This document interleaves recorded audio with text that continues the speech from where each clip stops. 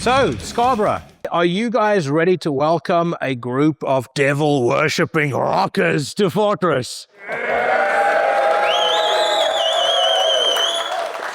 Got to put your best death metal face.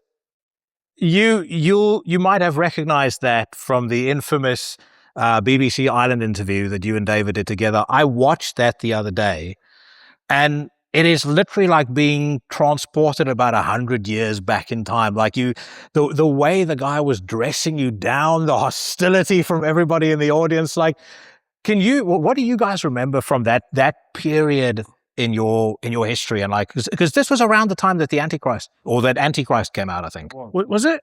It was, yeah. You've got a microphone there. It was, and the irony of it all was that we didn't have any objection from any of the music venues.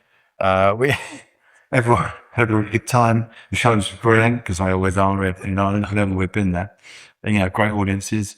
And there really was no fuss at all. So it was just. But what was funny was we were always getting stiffed, right? And so a BBC researcher telephoned me and said, "Listen, we want to do this thing with you guys." And I said, "No. Thanks, but no thanks." So someone made a mockery of, and she went, "No. This is going to be a really serious theosophical debate." I was like, "Oh, right." And eventually, perhaps it's because I'm so gullible, but they convinced me. Right? She convinced me. And what happened? We turned up and talked to idiots. So, yeah, never believe what a BBC researcher tells you. Yeah. There were so many funny moments in that. One being, I think the guy said something to the effect of, "Why do you want to come to Belfast?" And David goes, "We were invited." But if you think about how, like what Akercocke was projecting at the time, and that was part of why I loved you guys so much, there was like a confrontation and a real believable darkness to what you guys were presenting. Do you think or why do you think in 2026, like Satanism and like the satanic angle just doesn't seem as impactful today as it was 20 years ago? Because that was about 18, 20 years ago that you guys recorded that. Wow. Yeah. Over to you, David. You can take that one. Well, as question bearing on That's true, yeah. That's some pretty satanic shit. Yeah. Well, 100%. But I do think like nowadays, the level of, again, and you see it very clearly in that interview, like the level of shock at that time versus what there might be today, I think is quite different. Yeah, I think there's a couple of really old Catholic people from, the BBC in Ireland.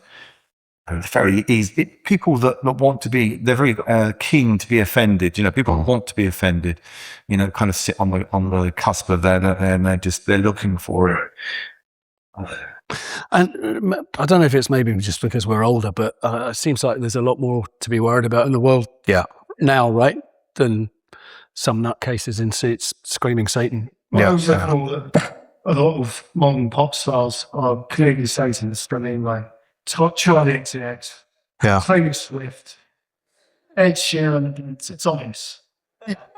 Well, Ed Sheeran is consorted with Danny Filth. I don't know when the single's due out, but apparently there's music that has been made together.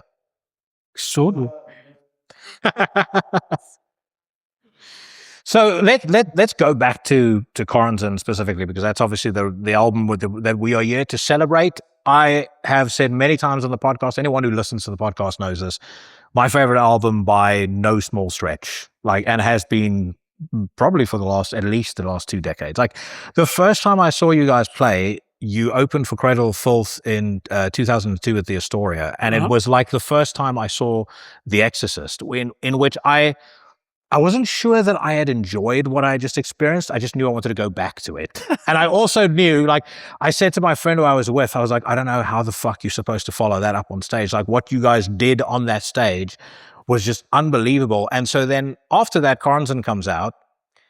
What I recall from that time is a lot of expectation and a lot of a lot of buzz about the band. Did you guys feel that when you went into the writing and the recording of the record? Did it feel like you needed to take things a step further from Go to Mendes? Like, what was the approach when you put together Choronzon?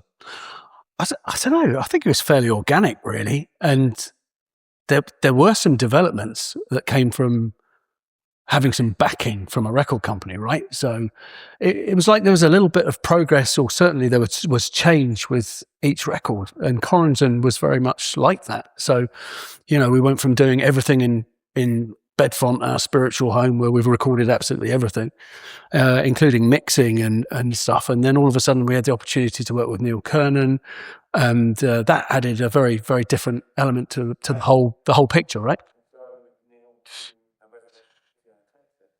Yeah. It's a different effect on how it ended up, wasn't it? Because we were the first two, we done everything, as you say, in Bedfont. Yeah. But really, it was the first time we had moved out from that arena. Completely. And it put a different slant on things. It put a different sheen on things because, whilst there's nothing wrong with home recording, or what is essentially home recording, and, that's great. But all of a sudden we were in a place that had this amazing SSL console and, professional outboard and the whole kit and caboodle with a real record producer who was doing the mix, that's not to denigrate anyone else who was involved in the production of our previous records or our records thereafter, but there was some different shtick going on, right? Well, not only had Neil worked with, Niall and Eric Rutan and whatever, but he did all of those. I mean, that's why we went with him. All of them kind of big, the hits. Well, he was very prolific at the time. I remember he had done, I believe it was Cannibal. I mean, I don't think it was The Wretched Spawn because that came out in 2004, but I know he had worked with Cannibal Corpse. So it was like it was definitely not an insignificant name for you guys to be attached to. No, definitely. And there's that documentary I saw online years after the fact where he was working with Rutan and the others. I think doing a Nile album, and he's in one of the documentaries as well. He's very English, isn't he, Neil? Yeah. He's particularly English, and he seemed very, very much like an odd jigsaw piece in the puzzle of, Nile and Rutan's heavy metal energy and whatever. What did he bring to Choronzon? What did he bring to Choronzon? Skill, many, many decades of experience. Neil was, one of the last of the famous Trident engineers that came out of Trident Studios, right? And those people, and people like Neil, are, dare I say it, they're not going to be with us forever. And the way in which music is recorded and made today is very, very much different, I think, from how it was from, when he was cutting his teeth as a tape op and then an assistant engineer and an engineer and eventually into the producer's chair, right? So, he has this incredible breadth of experience and depth of understanding that makes him incredibly skilled. And we were very, very lucky to be able to benefit from his great skill and experience.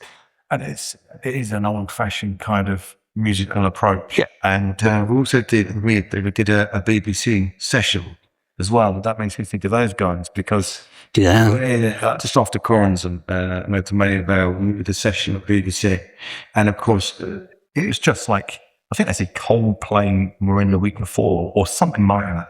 And of course, we played another note, with just came back to, playing with, I don't know, whoever we were playing at the time, but, very much. Femento. In a death metal sort of arena. And we turn up and they do just expect you to be like a band like Coldplay or whatever. Set the drum, set the bass, set the fun playing it. There's no cut and paste guitar, play the riff notes perfectly and stick. It's like, you turn up, you set your gig, you play the song, twice? And, you could choose what version of that song, how you play it, proper old school kind of recording. And, I mean, that's gone now, isn't it? That kind of, especially, I was thinking outcome. I mean, let's be honest, David, it's been a long time since we've been invited to the BBC, right? But But how exciting, to think about, the old days when people were cutting records where you went into the studio and you got your one shot, the red light went on and they pressed record and that was you, right? And it was a bit like that. It wasn't a bit like, it was exactly like that, except we weren't cutting a record. So what we played in that take was what they broadcast. And you can't say to like Neil Cleveland or BBC guys, you can turn up and say, can you make my drums sound like possessed?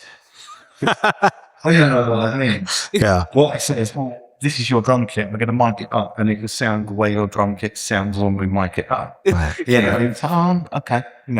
We kind of, I guess we'll go with that then. Yeah, but we would kind of come through when we would set and gear up to record.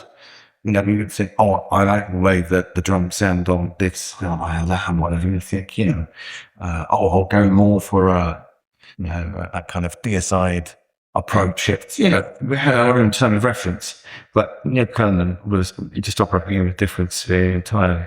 And sometimes, from my point of view, we would have that drum mix to Choronzon, so he would go in. He's got everything there. Martin recorded it expertly. Yep. You can see it in the front of the house for us today. For our old school Akercocke set. And Neil got the drums and kind of mixed them like first, wasn't it? It was like a first kind of play. And you think, they sound really right. And you kind of give them the benefit of that. And he's saying, well, why is that so loud? Or why is it? And it seems like you've got a lot of top or whatever. And he said, because the guitars are not there. So when you listen to the drums, you think, I don't know. But because he's so experienced, it's so brilliant, that he knew that when you got the frequencies on top of it, the space where those drums should be sat in licks is right there. So of course, when you first listen, you think, better. But when you listen to the music, you think, of course. You can hear everything you need to hear. The thing with that record is, when it came out, it didn't sound like anybody else. And to this day, I don't think anyone has ever made a record that comes close to just there's an essence and an atmosphere to it that is just, I don't think you can replicate. One of the things that I'd always wondered about it was the guitar style, and you lifted the lid off that mystery one evening when we were having a couple of glasses of wine by mentioning to me that Geordie from Killing Joke was one of your biggest guitar influences. Yeah. And when you said that, I was like, holy shit, suddenly it makes sense. This kind of wall of sound, open style of playing that those riffs had. Just tell me a bit about Geordie and about like how he influenced you, where you discovered him, because anyone here who's not a Killing Joke fan, shame on them, but he really is, to me, one of the great unsung heroes of extreme music. If you think about the names that he is that he has inspired, there was no one like him. Yeah. There is no one like him. There's no one who plays like him. There's no one who uses a rig like him, like 2 Berman amps. Who's even heard of Berman amps? I haven't, and I've been doing this a long time, but 2 Berman amps. What were those weird, was it Gretsch? I can't even remember what it was. Those huge hollow body guitars, which just feedback like hell, right? And he just used that to his advantage and made that part of the soundscape. And it's just otherworldly in his thinking. He was one of those people that just thought about the instrument and thought about the construction of chords just so very, very differently from just about everybody else. In fact, from everyone else. So a seminal guitarist, and greatly missed. I'm sure by many. Yeah.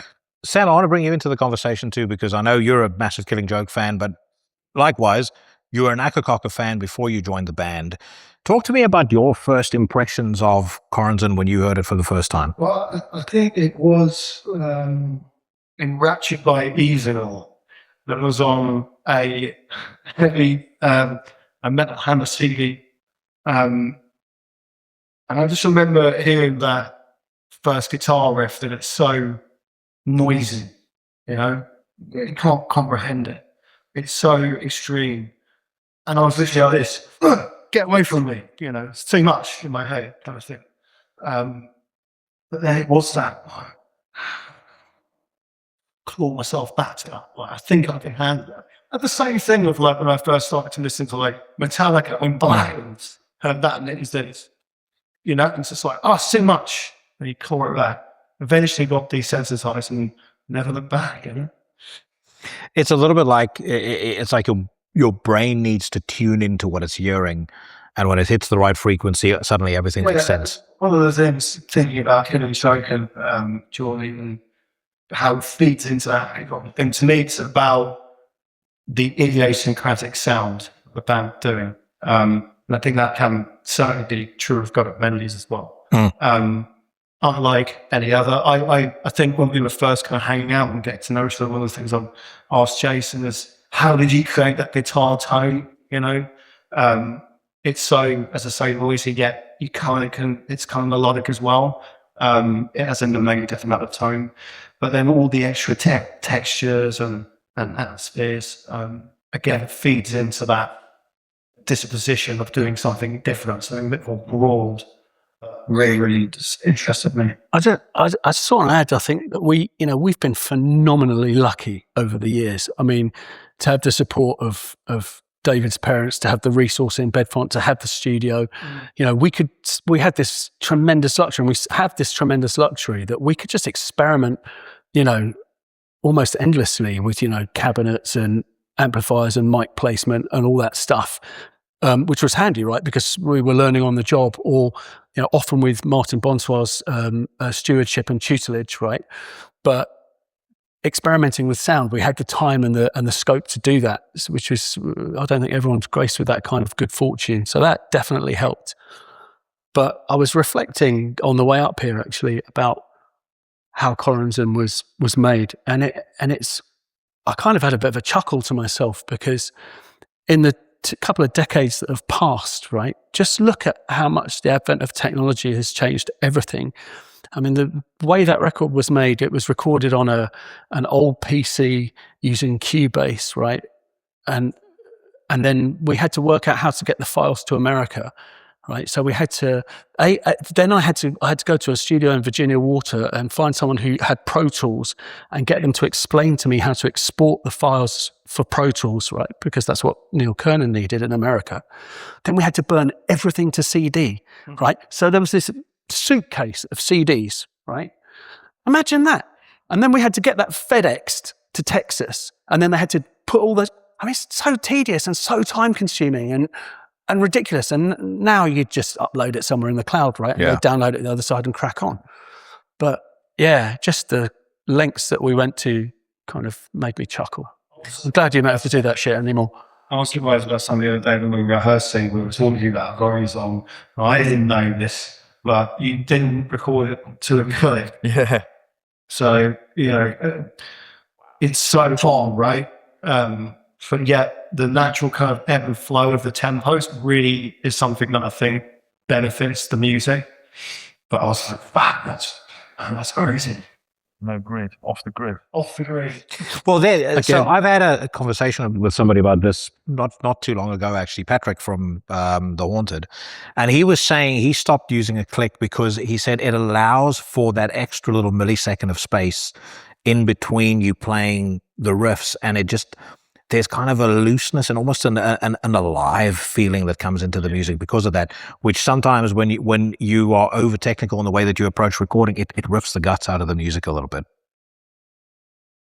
It flips things, doesn't it? When Pro Tools became accessible and everyone was recording to a click and everything was synced with the grid, that introduced, I think, a new challenge, which was to make a record have some sort of life and some sort of character, and not to sound too clinical and too quantized. Yeah. So yeah. Different ways of doing things, for sure. You're talking about reflecting on the record. Something that I was listening to the record on the drive up here, and I mentioned it to our mutual friend Raz as well. For the thousands of times I've listened through that album, it didn't occur to me how beautifully cinematic the album actually is in its sequencing. You have, the intro in, obviously you've got the Hammer Horror intro, but the actual intro in Praise the Name of Satan. I feel like there's these pivotal moments on the record that really does almost make the whole experience feel like a movie. So you've got Scapegoat, where you do The Flesh is Alive. That to me is like a peak part of the record. And then the climax of the record for me is the clean singing on Becoming the Adversary, And that to me is like just such a, it's such a summary of what the band, was about at the time, what the band is about. Am I reading too much? Let me ask this question first. Am I reading too much into it? I know you guys are all big fans of movies. Was there a very deliberate intention with the way that album was sequenced? I'd say it was carefully curated, David. Like a principal track list with Nick. And I don't remember anything about, but I do remember the Scapegoat was the first song on the album for quite a while. It wasn't Praise the Name. Wow. And so there was a very different idea in Texas when we were getting everything in shape. It was definitely the album started with Scapegoat, and that was sort of straight in at that point. That's cool. But very much against then what you're saying, that kind of atmosphere and creating an atmosphere. Whereas I think Scapegoat is kind of caveman, it's suffocation style, isn't it? It was, very like a deliberate sort of homage. So would have been a different album, I think. Yeah. A very different album, because where would you then put Praise the Name? Somewhere in midway, I guess, to break things up a bit. It's a bit like that NDB album. With the Angel in the Dark River. Yeah. Well, that track that comes in first, it's about 20 minutes long. Yeah. And it just kind of stops, and then you get the rest of the album.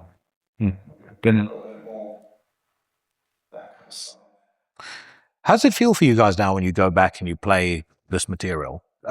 Because I know you've had, and we've spoken invariably about this.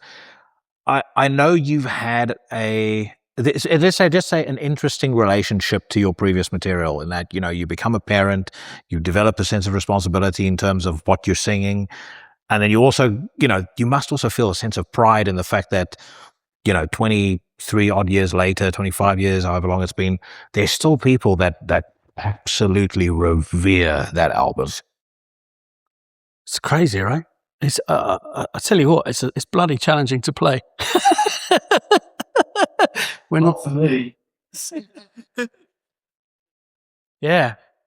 The advanced age doesn't make it any easier to play that rapidly. That's for sure. Yeah. For me, because I think a lot of people have written over the years, and it's usually people that you can have an Akercocke sort of enthusiast who's not necessarily a heavy metal enthusiast, and that that's kind of the extreme music that they like. And then, for instance, Kid Joe or whatever, they could go somewhere else. And we thought that there was, we're not for everyone. Everyone's cup of tea. That's fine. We're a little bit, kind of doing our own thing in our own world. But it's really nice for me, like when I play with other bands and I go to different countries and doing different festivals and we're out and around, it's not uncommon that you'll get one person that comes up to me and says, quite old did you used to be an Akercocke? Yes, oh my God, take a picture. I love that album. My first circuit of Mendonca, I was at school and I did this and I did that. And it's usually just a few odd people here and there that it seems to really mean something to.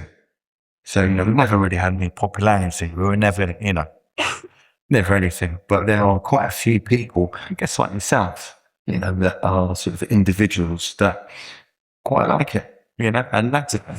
And it's just, you meet these unusual characters from time to time, and they can tell you everything about the lyrics, apart from sometimes you get people that will sort of misquote things or whatever, and you think, that's quite really into it, it's cool, makes me happy. It's nice when you meet those. It happens in funny places as well, doesn't it? Akercocke fans are tucked away in all sorts of obscure places. The missus and I were on holiday in Rhodes last year, and I went to a beach bar to get a couple of cold libations, and some Greek fella said, he said, "Oh, Jason from Akercocke." He said, "I saw you at the Underworld." So, well, isn't the world a small place? Yeah. Well, I do think, and I get this from the podcast. I feel like you guys sometimes, you possibly not conscious of how much support there still is for the band. Weirdly enough, especially from America, I get so many, and you'll be surprised by some of the names. I mean, one I'll drop. You won't mind me saying it.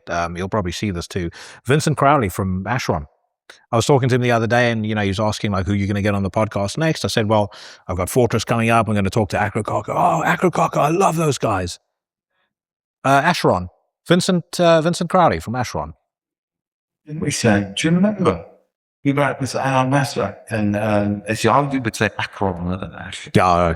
but we were staying in the same hotel, and we managed to miss them personally, and miss the band as well. Yeah. But yeah, I think that Very old school. Well, he started in the mid '80s. He was with Nocturnus, and then obviously started Acheron himself. But yeah, as I said, it's. I mean, I remember seeing a video on the Earache Instagram where it was inferred that you guys could never break America, and I looked at it and I was like, I almost feel like now you're in a weird way, because of the fact that the media has changed. People have access to music in a different way. They consume information about music in a different way.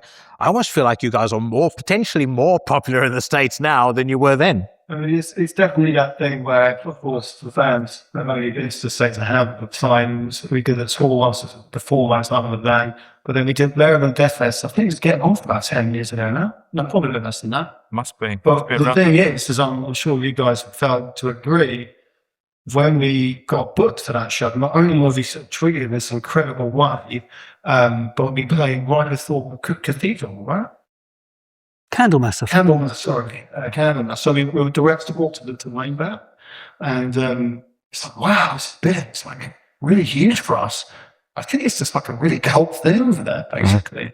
And that's really, it's a great feeling to have that underground kind of respect and thirst. But because we haven't been over there for a long time, no doubt that's when, if that might happen again, hopefully we get the same sort of interest. I expect that you will. I'd be very surprised if you didn't. Generations as well are a bit different, because in the last 5 years, when I'd have people sort of messaging and saying, "Oh, you should come to the States," or "You should go to Canada." It's like, "Yeah, we play Canada." It's like, "Did you?" "Yeah, in 2004. It's like, "Oh, 10 years old." Okay. Come to Mexico then, play Mexican. When was that? 2004. I was 18 or whatever, but. Just because I want to reminisce and you reminded me of it now, what do you guys remember about some of those shows from 2002 to 2006? Because, I mean, I caught you guys, I counted once, and I think I had seen you guys 16 times in the space of that period. But you get a special badge for that. Does my royalty card get stamped for that? But it's just, it was some of the most intense stuff I've ever seen in terms of you guys on stage, but just the audience energy back to you was just fucking nuts, especially in the underground. The underground, for some reason, the underworld. The underworld just seemed to have its own character when you guys were there. Wow. Yeah. Mentioning Mexico, though, I think that was one of the craziest shows I've ever been to, either as a performer or as a fan. You guys have gigs and there's a mosh pit, right? That was a mosh venue. It was like a fight from like the stage to the back. I was quite worried, right? Well, it was like a step with just this kind of sea of violence. It was insane. It was so crazy. No, it was old school, bro. It was just get on and go. It was wicked. It's really good.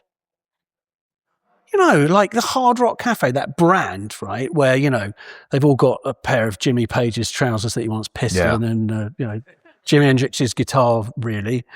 So it's exactly the same, except they're playing like Mortician instead of, I don't know, whatever they play in the Hard Rock Cafe. It was really out there, really bizarre. And yeah, there was a lot of atmosphere at that gig, I'm telling you. That was, that Choronzon tour was with Mortician. Yeah, there's a lot of infamous stories from that tour as well. There's a whole lot of blasting going on. Yeah, 100 times. Ed said I was hit that night. That was a lot. Yeah. Well, I think one of the greatest performances I ever saw from you guys was you were supposed to open for Deicide at the Mean Fiddler. Deicide cancelled. They said to everybody, "Oh, you can get a refund if you want it." And I said to my friend, like, "I'm not getting a fucking refund. Let's get in there as soon as we possibly can." And it was like you just took that as your cue to make sure that whatever people stayed behind, what they saw that night was, I mean, just fucking mind-blowing. Well, thank you. That's very generous of you to say that. I think there was probably some extra verve and energy in that show because we were seriously pissed off. Yeah. We were,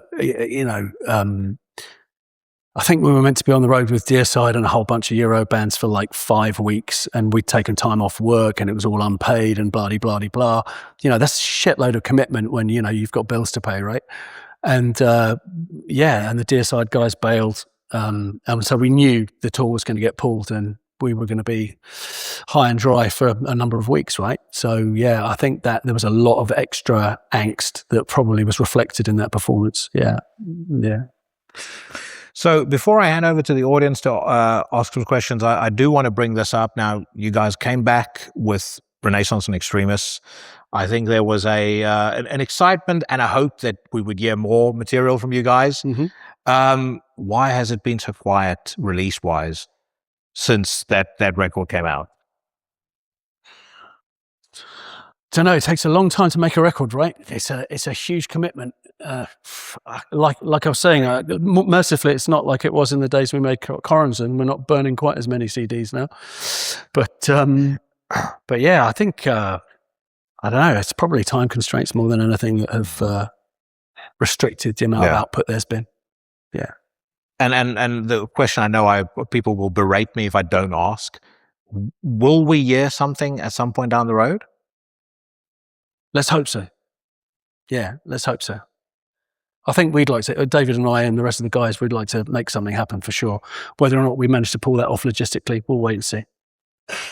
Awesome. All right. Well, we might ask a couple more questions in a second, but first, anybody in the audience with anything that they want to ask? I don't think we've got a roving microphone, and my hearing is shit, so shout loudly enough so that I can hear what you're asking. But yeah, we'll start with you.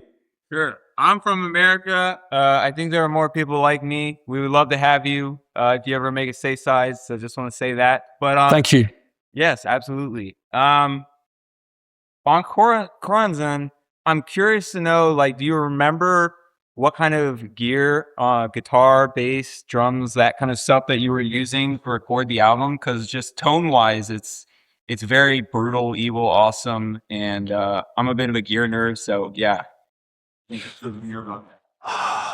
think the main guitar was a Jackson soloist. A US Jackson soloist was one of the guitars that got used a lot on that record. I remember there was a Marshall head that Slash from Guns N' Roses. If you know your Marshalls, I don't as much as I should, to my shame. But there was Slash from Guns N' Roses chose a Marshall model to be his signature model. And I had that head that he chose, that particular one. I forget what the model number is, but if you find the Slash amp, it was that head through a Marshall cabinet with Celestion vintage speakers. And I think it was just a 57 almost straight on the cab. Yeah, I think that was how the guitars were recorded. The bass, I think for the first time, am I making this up? I think I'm getting confused with words that go unspoken. We didn't record any clean DIs because we didn't know to do that back then. I think the bass would have been Pete Theobald's Rickenbacker. Yeah. How it was recorded, I can't recall. And David, what you had the Sonor kit, right? The artist. That was the first time that we did Sonor drums to record with Martin, and we took a long time. Again, for the drum nerds, we put triggers on everything because we bought a full set of triggers, and we mixed the triggers with the live sounds, the acoustic sounds. And we also did a lot of experimenting with bottom heads on, bottom heads off, and bottom heads on with plastic bags or something like that. I think plastic that was kind of freestanding inside the tone. Somehow that has some kind of sound absorption or something. And we that was the first time we recorded that kit. Yeah. brand new at the time. Yeah. Yeah. You were playing with your Parker as well at that point, were you not? I don't think you recorded with the Parker, did you? Can't remember. I I remember there was a Jackson soloist. Yeah, we may have had the Parkers at that time. In fact, you're right. We did have the Parkers at that time. Did you tour with them? Like US tour was with Parkers, though, wasn't it? It was, yeah. Yeah, but I don't think you played with them. No. I don't think you No. recorded with them. Yeah, those Parkers. Wow. Yeah. That was that was just very distinct to your on-stage look. I just remember the Parker very clearly. All right. Who else has got a question? That young man over there. I just want to know if there's any wrestling fans in the band, and if so, who's your favorite wrestler? That's more your generation. The Undertaker. Oh, there we go. I just want to repeat what Sam said there. Akercocke were my introduction to this whole style and genre of music. Well, It's actually through a Cry cover mount CD of all things. It was like track 13 or something like that. I can't remember what it was. But it blew me away because I just didn't understand it. I had to go back. I was compelled to listen to it again. Like, all that tracks, I just went back to it. And I thought, fuck me, I don't know what this is, but I love it. That's the Choronzon album. And also, as a aside, it was also Sam's interview with Jackie there on the Into Next Year that got me into the podcast all those years ago. So, Wow. you guys are the reason why I'm here today. But the question I would ask is, what was the music you listened to? Sam's already mentioned this. You thought, fuck, what's this? I don't understand it, but I'm compelled to listen to it. It's amazing. Good questions. I mean, I'm definitely going to say Killing Joke. That's a band where it's kind of like, I'm drawn to this interesting, left field kind of avant-garde take on, for want of a better phrase, quite kind of structured music. And that band particularly just basically behaves the way that everything that I did. And of course, we collaborate in lots of other bands. And so I'm going to go 100% with Jordan Killing Joke. Yeah, that's it for me. I'd have to say Voivod. I don't know about the kind of. I think as I've got older, I've understood how they did some of the things that mystified me. I've been able to understand. Whereas with Killing Joke, there are riffs to this day. I've got no idea how the output was achieved. I couldn't ever sit down with a guitar and emulate what Geordie played because I've got no idea how he did it. And Voivod was quite mystical in some senses when I was younger. I think, like I say, I think I understand it a bit better now, but it has never, my understanding hasn't detracted from the reverence that I have for them as another standout band that do what they do and no one else does it like them. And I think we've always been attracted to those bands that are very unique in that way, that stand alone and have a very, very distinct character and style. Yeah. But before we get to you, David, this is actually something I'd comment, just knowing you guys the way that I do, and I think it has lent to how Akercocke has sounded over the years. You guys are fans of music first and foremost. You can never, you can never ask you what's your favorite bands and then wait for the list of like 10 death metal bands. You listen to music from all styles, all genres, and I think you've never been afraid as a band of bringing some of those touches into your sound. Yeah, well, it's music. Music is something that that we love and participate in, and heavy metal is part of that, isn't it? And we embrace that. But it was as a journalist we used to hang about with. I remember him saying, surely even the worst heavy metal album has got to be better than any other album because it's heavy metal. And then I think he went on to say, that was it, Metal Lucifer? Heavy metal is our way. Wow. Metal Lucifer. That has to be better than any other non-heavy metal album because it's perhaps not the most accomplished records, so one might listen to it.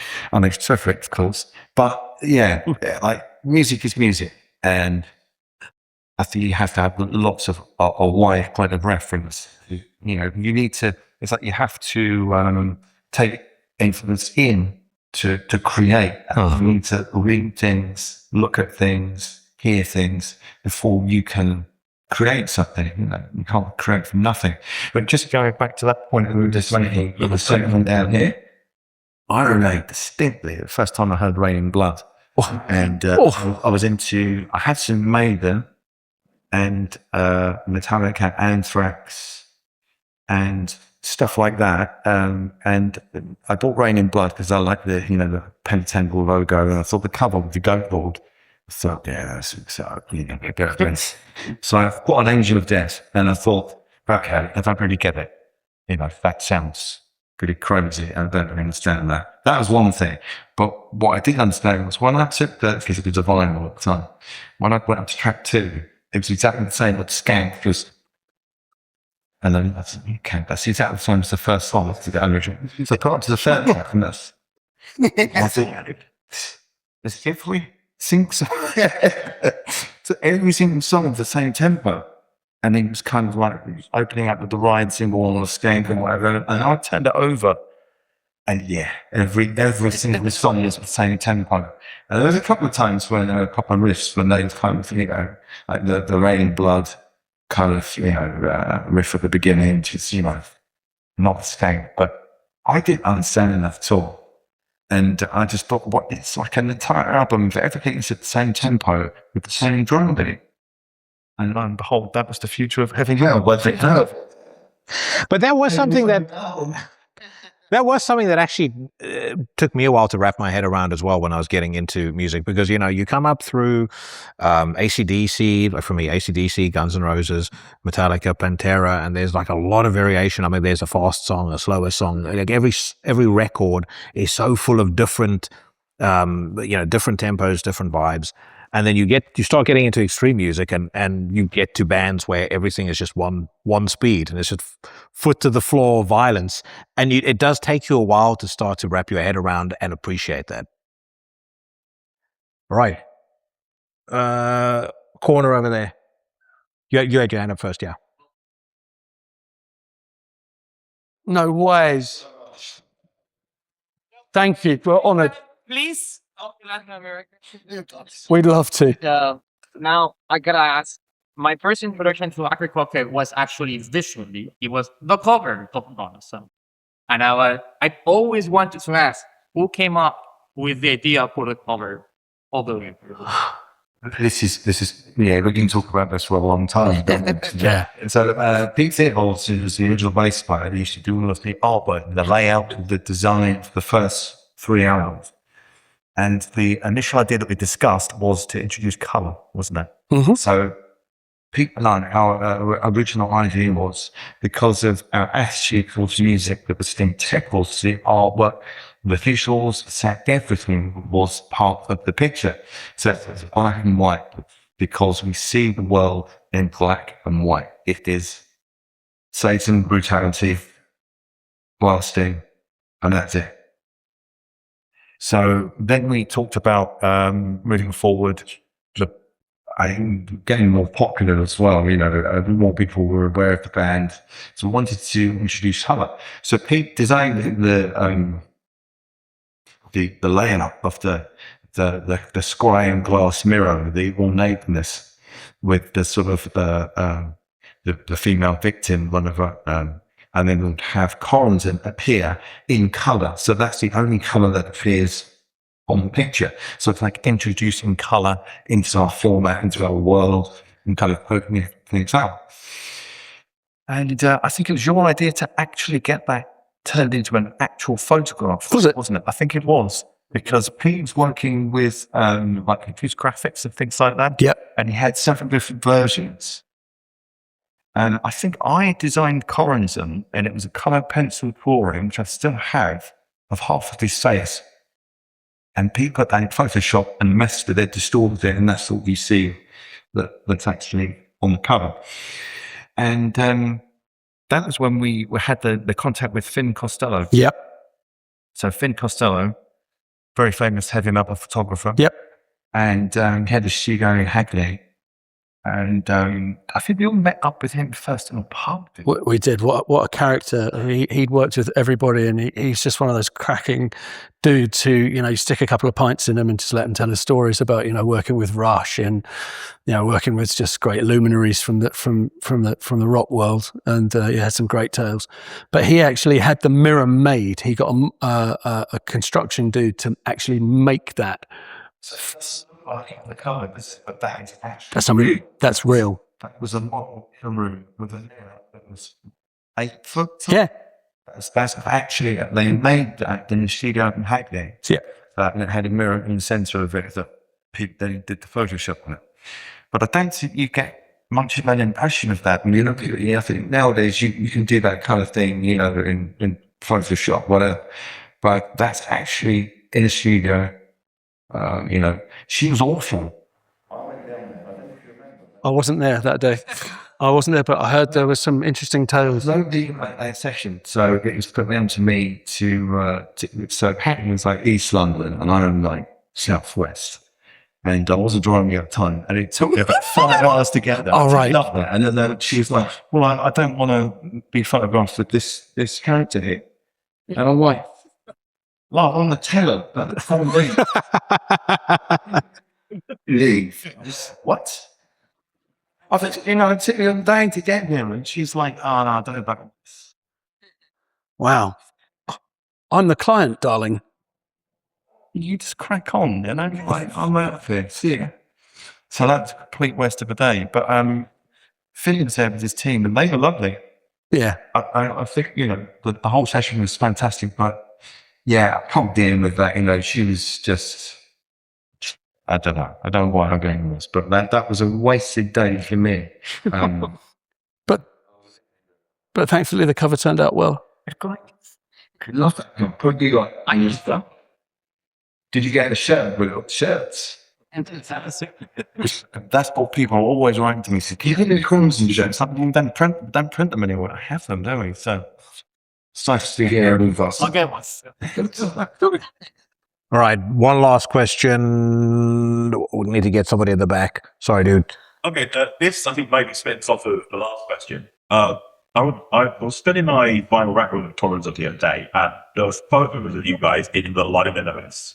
I just sensational because you've like in the suits, you've got like latex balls around you, and you're in what looks like something like old country house or something. Like, where was that old photo? That was a Metal Hammer shoot, wasn't it? Do you remember? That was a big... Sam Scott Hunter, a car, a shotgun, and a drive round some horses. Oh, yeah. It was 3 shoots, wasn't it? I remember us driving around in my car with a shotgun in the boot and us getting turfed off some property. Yeah. We got turfed off this property by an overzealous gamekeeper who was worried that we were wandering around with this shotgun, which was deactivated. It wouldn't do anything. But he was just concerned that we were running around with a firearm unlicensed. So he kicked us off the property, and we ended up just driving into Epping Forest with Sam Scott Hunter, the photographer, and shooting out in the woods. It was great. But then it was all still 3 days we did that because you did your session with the horses. Yep. Didn't you? Yep. Paul Scanlon went to a hotel to have his pictures taken. In Kensington. Was it? Yeah. Pete Pete kept his Rolls Royces. The Rolls Royces were borrowed from a gentleman who was somewhere near Colchester, yeah, and was kind enough to lend them to us for the shoot. Yeah, the whole thing. Not it was our booklet, but at the time, Metal Hammer with like a big spread, yeah, a Hammer horror style thing. Yeah, it's a lot of fun. Was great fun. Well, they did that. They did, I think, an at home with Akercocke, because remember they used to do like the home, the home section, and they did like an at home with Akercocke because they were asking you in there about like your family lineage. I remember the BMW on the photo. That was like one of the main things I recall from that photo, because I was thinking to myself, is that actually Jason's car? So, amazing. All right, guys, listen, it's been an absolute blast. Thank you so much. Always great seeing you. Really good catching up with you. Yeah, can't wait to see you tonight. And once again, just as a, from from a South African young buck that has been a fan of you guys for many, many years. That album, and I'm sure I speak for everybody here, has meant a huge amount to me through 2 decades plus, and it's I'm really appreciative of you guys having made it. Thanks so much for your kind words, Jackie, and thanks for having us, and thanks to all of you. Awesome. 5:35 at the Grand Hall. Cool.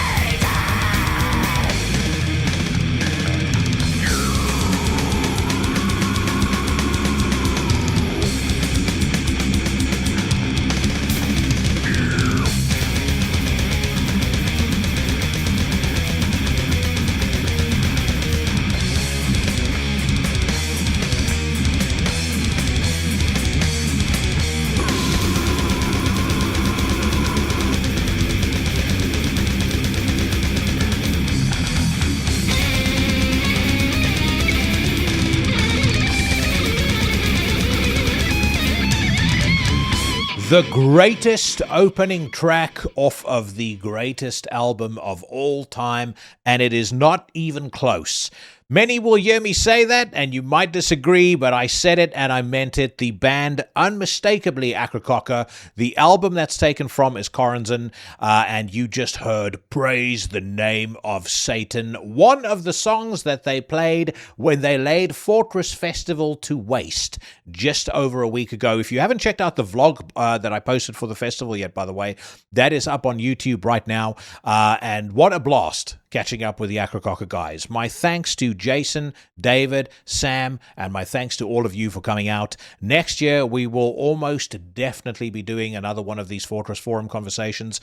In the meantime, if you live in the States, you may have seen the news that Akercocke have been announced for MDF in 2027. If you needed an excuse to buy yourself a ticket, now you've got one. I don't give a fuck where in the States you live. Make your way over to MDF next year. Watch these guys perform. You will not be disappointed.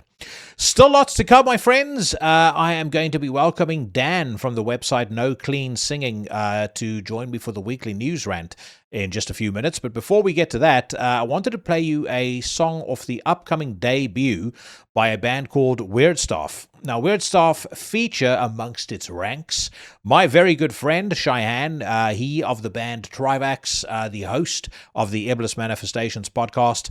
They have a debut album being released through Apocalyptic Witchcraft on September the 4th, and taken from that record entitled Primordial Bloodlines.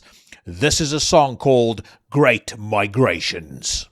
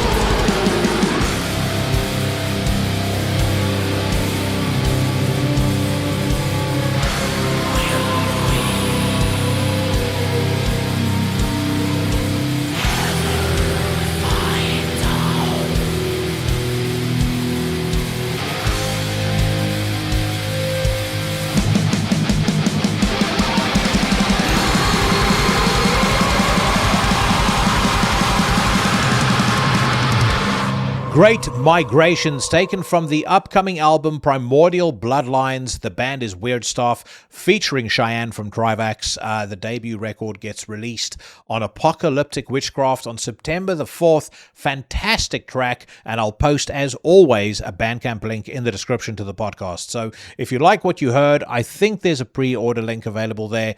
Head over there, avail yourself of that, and let the band know who it was who sent you.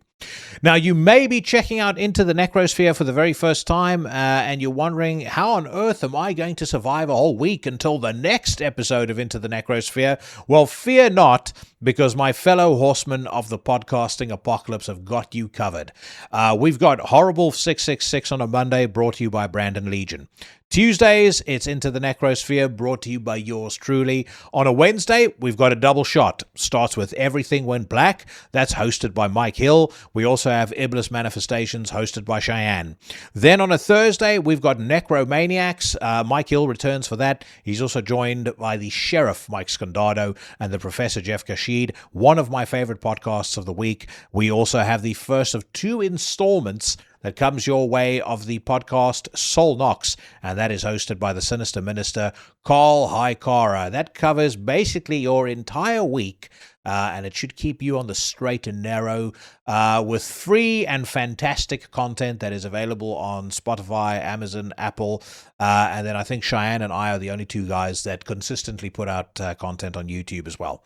But check those out, subscribe to all of it. Also check out intothenecrosphere.com if you are after a playlist of this episode's, or the music that I will feature on this episode, as well as show links and all sorts of other good stuff. And then finally, don't move a fucking muscle, because it's time for the Weekly News Rant. But before I get to that, I've got a little public service announcement.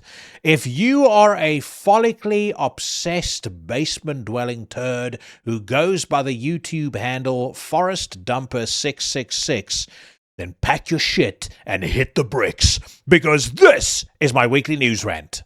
A roundabout for judgment. And hang them where the world can see. So I am extremely excited to welcome Dan Barkasi for his debut appearance on the Weekly News Rant. How are you doing, my man? I'm doing great. I'm glad to be here. I'm popping my Into the Necrosphere cherry, so to speak.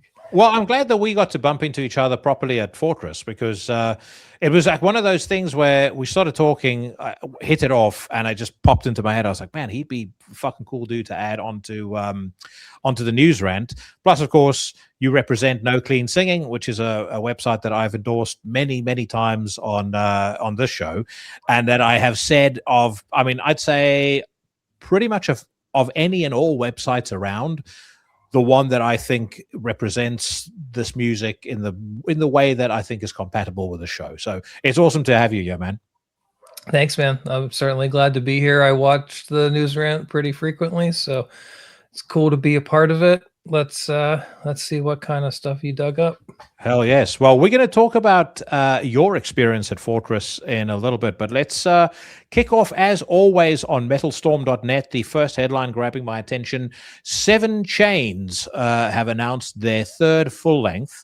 It says here, later this month, on June the 26th, black death metalers 7 Chains will put out their 3rd long player, Swollen in Flux, through Voidhanger Records. They go on to give us a laundry list of everybody involved, nobody that I immediately recognize. But they do have a track that we can listen to called Every Flame Structured, Every Face Ablaze. So let's hear what this is all about.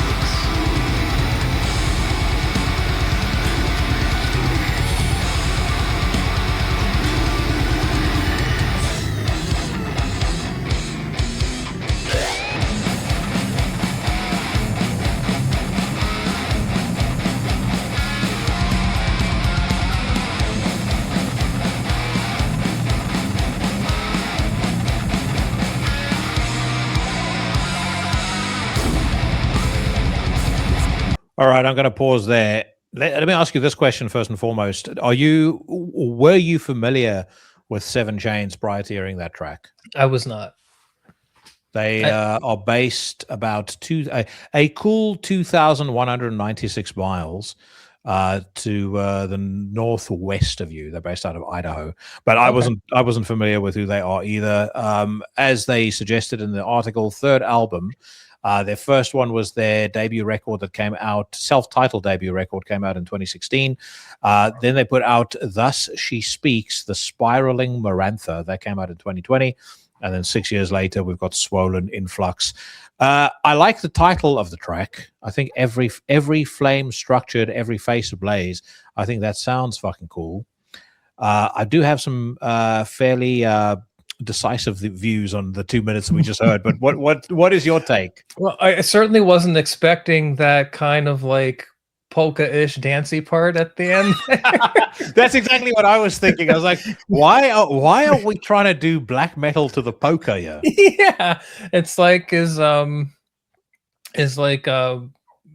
Yankovic does black metal here? Yeah. It's interesting because like it starts off kind of like super like cavernous and like kind of gets a groove going, and then it totally throws me off when that happens. And it's an I Void Hanger release, so I expect it to be a little off kilter a little because a lot of the stuff they release is super unique. It's interesting. I don't hate it, but that bit in the middle makes me wonder what else they have in store for you. That's going to be a little bit of a head turner. Yeah, I appreciate the attempt to do something that's different and to do something that is, that's not just the standard, carbon copy of Norway's, elite tier black metal bands. But it falls a bit flat for me. I think a song where dissonance is such a big focus of, the entire structure of the track, that doesn't really work for me. I think the vocals are cool. They remind me a little bit of Lucifer, like that, exactly as you said, that cavernous sound. I think that works quite well. When they throw in that polka, then I'm like, okay, now you've lost me, because now it's not even just aggressive anymore, or like the first 90 seconds of the track, I could feel some of the aggression at least, even though I wasn't necessarily digging the dissonance. But with the polka, you're like, well, I just can't. There's nothing I can extract here that I enjoy. Yeah, it's definitely throws you off a little. I'm curious to hear more of it. Like, I'll probably check it out of sheer curiosity to see what else they do. I mean, maybe they'll throw in some reggae or something. But that would not surprise me at this point. If they popped in a 90-second tribute to Three Little Birds by Bob Marley, I'm like, makes perfect sense. Yeah, it wouldn't surprise me. Three little corpse painted birds. By the way, I hear the menagerie in the background, and we spoke about this when we met in Scarborough. So I can detect at least two different cats meowing. I hope it's not too loud. I heard a dog barking as well. I hope it's not too loud. They're actually like way outside the room. Oh, really? Yeah. Okay. But walls are thin here, so. Were they happy to see you again when you came back from Scarborough? Oh yeah, for sure. Like the dogs usually lose their minds and just kind of tackle you. When my wife picked me up, she actually brought one of them, and he lost his bloody mind. So it was really cute. Was this your first? Just remind me, actually, was this your first trip to Scarborough? Your first Fortress Festival? I went last year too. Okay, all right. Yeah, I don't know why we never bumped into each other prior to that. Were you not allowed in the media room last year? I was in there. I actually covered it for NCS last year too. Okay. I was running around like a headless chicken for a lot of it. A lot like this year.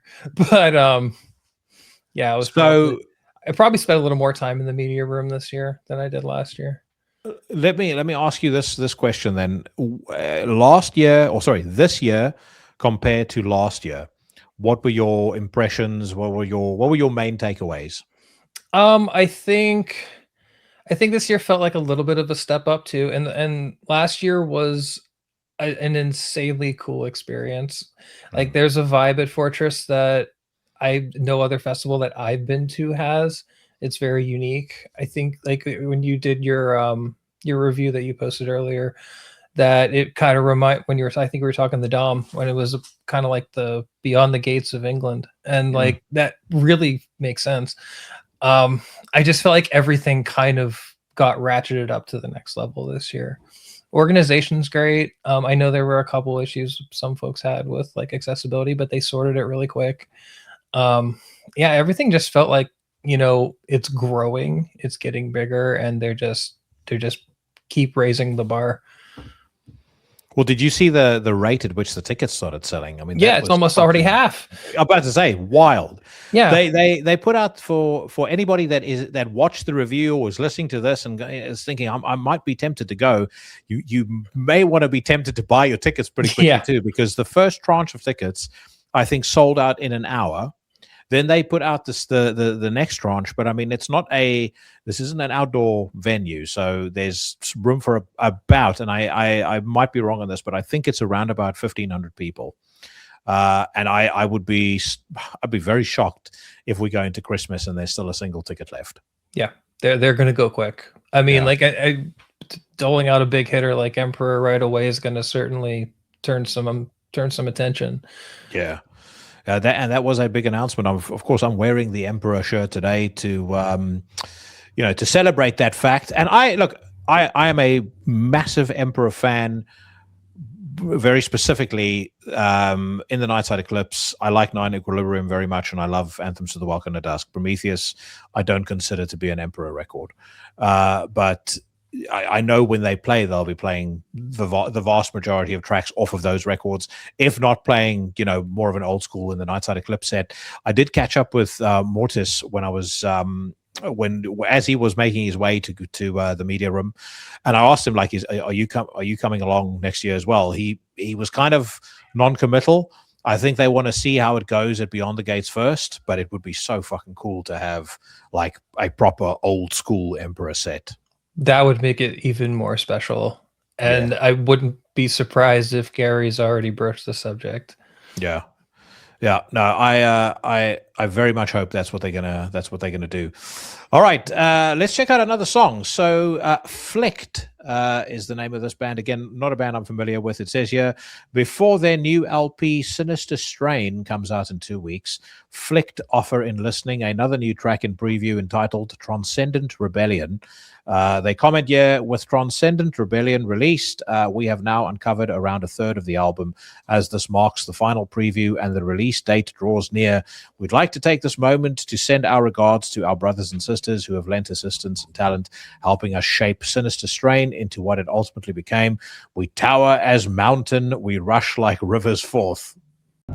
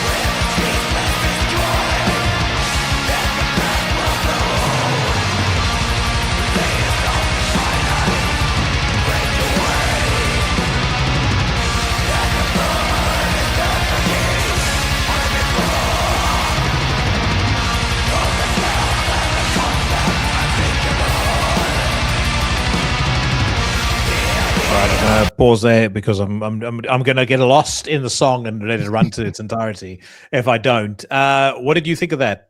I liked it a lot. That was really, really, you could feel the anger. Yeah. The atmosphere is really good. I do know this band. They had their first album in 2019. I think it's Charnel Hearts. I have a friend in a dark he has a dark ambient project called Apocalyphos, and he actually worked with Flykt on this album and did some of the atmosphere stuff. On Charnel Heart or on this new one? Okay. Well, dude, I'm 100% with you. I think that's fucking absolutely badass. These guys are from Sweden, just in case we didn't mention that in the article, or just in case the article didn't mention it. It includes former members, it says here, of Rev 16.8, Revelation 16.8, and Valkyria. I'm 100% with you. The riff sounds very distinctly like Swedish black metal, but it's delivered with like just a gnarliness. There's like a real, as Morgan from Marduk would say, fist in the face of God kind of attitude when they, from the start to where we paused in that song. Great vocals. I love the production as well. I was actually checking to see while we were listening to that where this was recorded. It was mixed and mastered at a place called Trilam Audio. And actually, on that note, I know I've teased this before, and a couple of people have asked and tried to waver a guess as to which famous recording guru am I going to get on the podcast very soon. And I can confirm that Magnus Devo Anderson will be making a very rare appearance on Into the Necrosphere. That's actually already recorded and in the tank. So nice. It just all depends on the kind of mood I'm in when I'm going to unleash that on people. But that was a fucking brilliant conversation. I partly looked at this because I wanted to see whether this was done at Endarker, but anyway, we've lifted the lid off that mystery. But I think this gets I'm going to go as far as to say this gets a top notch. Yeah, I'm with you. Excellent. I look forward to that interview. That'll be cool. You don't hear much from him. No, you don't. He's quite a he's quite a softly spoken, shy guy, but we had a great chat. I think people are going to find it really interesting, and there are a couple of things that he shared with me around his interest in recording and in the sound engineering piece of things that I found very surprising. I might be, it might just be me being thick, but I was very surprised by it. But let's get back to Fortress. So you were saying it's very different to other festivals that you go to. Like what is your frame of reference, like on in an average year or in the last 18 months? Like what other festivals have you attended? So always do Maryland Death Fest every year, so that's kind of a tradition. We live like 90 minutes away now, so it's there's no reason not to. You'll love this one. We do go to Prague Power every year. Oh, really? My wife's really into a lot of that. That's like a lot of her wheelhouse, but they always book a couple bands that are just like really my thing. Green Carnation played the other year. They were phenomenal. So we go there. We went to this past year, and this year in January, we went to Heart of Winter Fest in Richmond, Virginia, which their lineup coming up next year is unbelievable. Well, the lineup this year was really tasty. They got in touch with me actually, and asked about potentially promoting the festival, and I was like, yeah, whatever you want to do, I'm more than happy to. The lineup this year was superb. So I'm guessing you've had have you had a taste of it as an insider, or have they already announced who's playing? They've announced, I think, almost the full lineup, other than one band. I think there's like one band they're holding back, but I mean, Inferno's playing, so that's enough for me. Oh, dude, we actually have to at some point on the news rant this week. We must listen to that new Inferno single that they've put out, because I saw that dropped about must be like 2-3 days ago. But I just want to see who's actually on the lineup. I know Ossuary is playing. They're a really good death metal band. Yeah, Necrofire is on, which I'm a big fan of Christian and Necrofire. Same. Inferno, as you say. Let's see what else we got. Impure, Artificial Brain, Primitive Warfare, Dusk. Dusk is another one. Ossuary, Cloak, fucking Men's Men. Yeah, Cloak reps. 100%. Avaturn, that Avaturn record, I actually listened to that again a couple of weeks ago.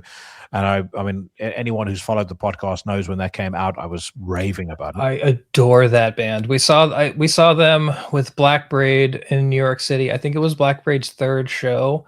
And I don't know if Avaturn's done a show since then. They don't play much, so it's a pretty rare appearance. Yeah, and again, just for reference, anybody that is listening to us rave on about Avaturn and goes, what album have they made? The record is called The Ailing Facade. It came out in 2022, and it is on Profound Law Records. Absolute fucking masterpiece. But yeah, dude, it's a very, very serious lineup, this.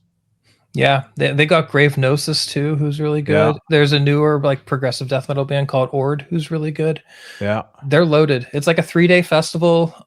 They changed venues this year. It's more of a larger venue, so I think they're kind of expanding a little bit. Last year it was kind of split between a couple different venues, one of which was kind of like an underground basement sort of thing.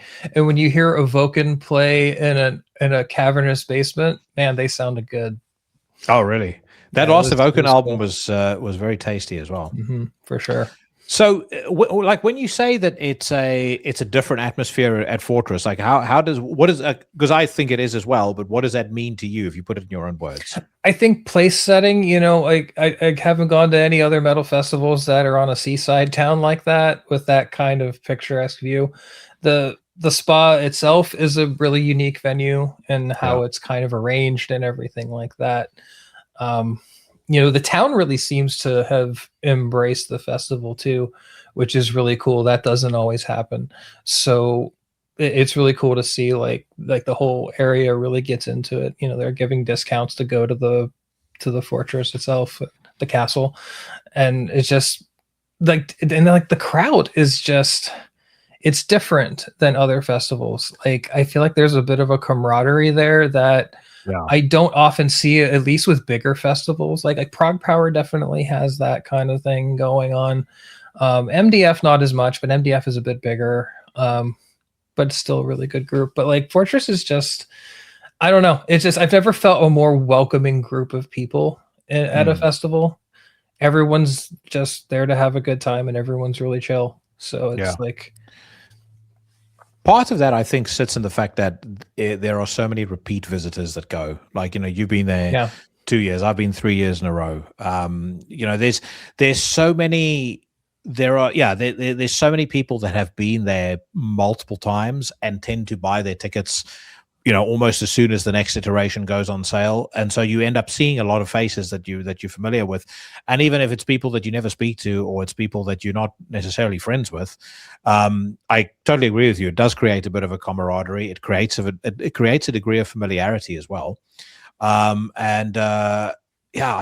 fucking love it. I genuinely do. I think Gary and Reaper Agency have they've done such a phenomenal job of creating something that is so unique, embraces the English side of things for what that's worth, because England has jettisoned its own heritage as far as I'm concerned. I've spoken about that many times, but this kind of feels uniquely English.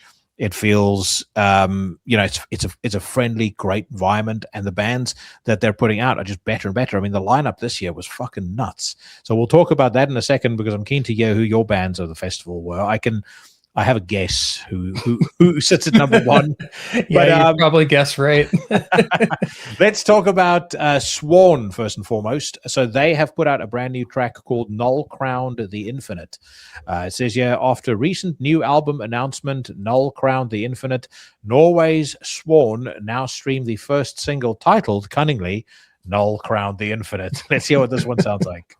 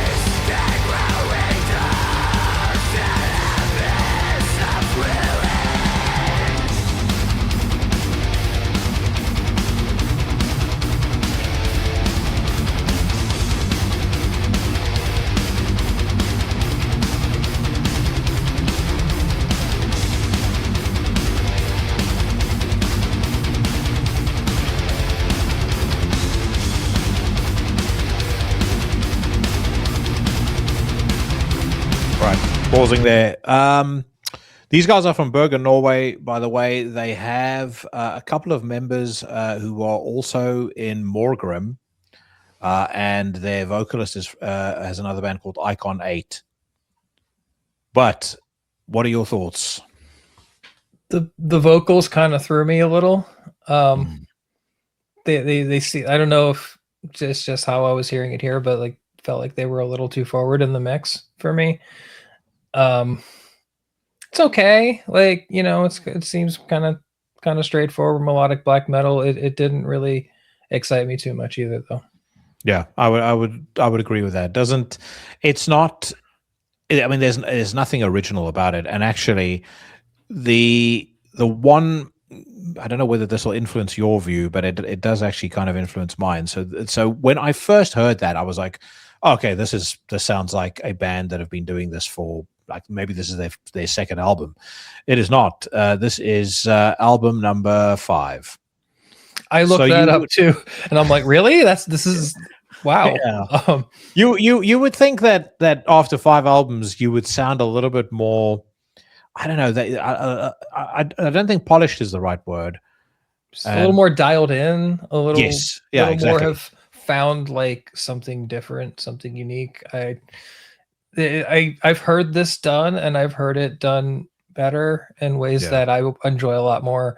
Vocally, when the vocalist came on, it kind of lost me.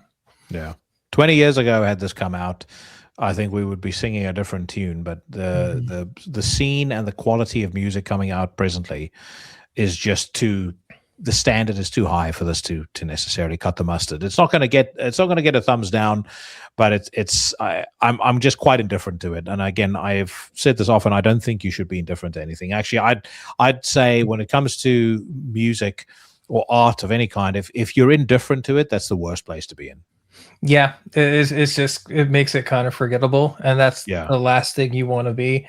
And like you said, there's so much quality these days. Like my inbox is full of amazing stuff every day, so it's just like I don't have time for something that's not going to move me. So yeah, I agree.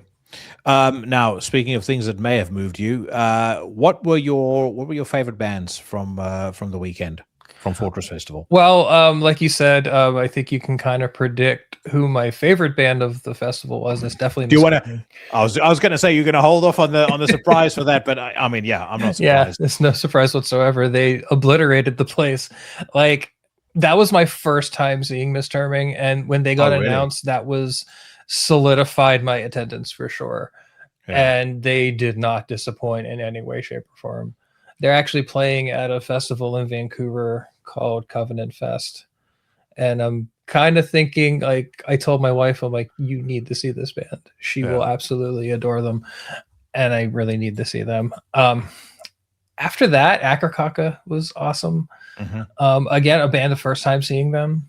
And what a way the first time to see them. I told you you're in for a treat. Yeah, you're right. But I will definitely say, as far as, because I have seen a couple of the shows they played when they got back together again, and they were good, but it did feel to me like not the time had caught up to them a little bit, but it wasn't the ferocious spectacle that it was in the 2000s. But I would say they came really fucking close to that with the show that they played last Saturday. Yeah, it's like they had all of that energy from Choronzon and just put it out there, and it was brilliant. And they're doing it again at MDF next year. So yeah, round 2, which is going to be awesome. Yeah. Just back to Miss Terming, something that I have pointed out before on the podcast, but for anyone listening new, my wife doesn't listen to any metal of any kind. I honestly don't think that she had heard a fucking distorted guitar before she got to know me. And even she is impressed by Miss Terming. There just feels to me like there's something extremely special about that band. And every time they play, they just get better and better. My one fear, I don't think that it will happen, having met DG, but you never know. My one fear is I would hate for them to go the same route as Guerilla. Like Guerrilla had tons of potential. They were, the first time I saw them play live, they were fucking excellent. And when they got the whiff of being able to be something bigger than a Portuguese black metal band, they went at it full pelt. Mysterium needs to stay the dark, filthy, nasty band that they are. And I mean, I don't know what they do with their next album. I'm not sure what the right direction for them would be. I would be very surprised if anyone in that band, again, based on the conversations I've had with DG, I'd be very interested. I'd be very surprised if anybody in that band is willing to accept just standing still or rehashing stuff. But yeah, I really, really hope that band doesn't get spoiled, because what they are right now, in my opinion, is one of the most exciting bands in black metal, hands down.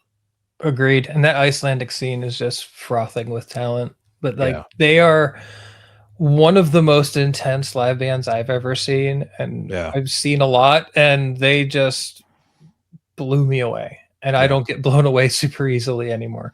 And I mentioned Guerra, I think they had some member changes, and then that was kind of a trigger for them to kind of go in the whatever direction they're in now, which the wrong direction. It's not for it was straight so to the porcelain bowl of reckoning is where they went. But whoosh. they're just trying to be more mainstream appeal, and like I have no problem with a band gaining a ton of fans. That's great. I want all bands to be able to really gain as much attention as they can. I don't know. It just feels a little forced. And that last album, when I heard the first single, was like, uh-oh. Well, we lost another one. Absolutely atrocious. Yeah. No, it to me, it just doesn't cut the mustard. But Mysterium, incredible. And the fact they did Engin Verkun, that made it. I mean, I've seen them 3 times now, and they finally did it on the 3rd time. I was so fucking happy. When I heard that opening chord, I was like, fuck yes, here we go. Yeah, I didn't expect them to play that, so that was a treat. And Winterland ruled too. They were great. Circumstances they had going into that show, I think, lit a fire under them. And boy, they delivered. There's so much that delivered at festival. Like I watched at least parts of 20 bands through the whole festival. Yeah. And there aren't many that didn't deliver. And like the only ones that for me, I wasn't as much for, just weren't as much my style, but like Hortemreif rolled. Dodheim's Garb was one of the most unique things I've seen on a stage. Exceptional. Absolutely. Ansrich was really, really excellent too. So I've heard. I miss them. I have just made peace now with the fact that when I go to festivals, I'm not going to see every single band that's on the lineup. It just gets too busy. You'll undoubtedly have experienced firsthand. You go to the media room, and then there's like one after the other person that you want to talk to. It takes time to set up if you're going to do an interview. There's just a load of reasons why it's. I make sure that I pick like 4 or 5 bands per day that are absolutely non-negotiable. I have to see those. I'm not scheduling anything in and around that time, and around that time I'm gone. I'm in the crowd. But beyond that, you're just never going to get to see everything. Yeah, I always hope for a festival to have 50% stuff I don't want to see, so that it just makes my life a little easier. Yeah, that is true. Not the case with Fortress, though. No, it isn't. So I've got another question for you, actually, Fortress related. Now we know Emperor is playing. If you could stick 2 bands on the wish list, who would you want to get there? Well, one I know probably wouldn't happen, but a Svarta Dowdy reunion would be amazing. Yeah. Otherwise, there's a lot that I could think of. I mean, the guys, the shirt I'm wearing right now, Mesotheist, would be pretty badass. Yeah. Honestly, Darvaza would be another one. Yeah, I would say what I would love is Darvaza and Horna. I know Horna is probably never going to happen. Probably not. I think Darvaza there's a better chance. Yeah.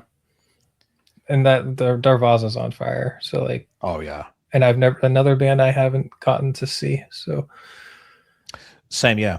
All right, so let's move from black to death metal. Death metalers Coprolith out of Canada have revealed Possessed by Incoherent Violent Suggestions, the first preview tune from their debut full-length offering, Putrescence. That is set to be released on July the 3rd via Misako Un Ojo Records. No idea what Coprolith sounds like, but I do think that Possessed by Incoherent Violent Suggestions is a fucking sick title.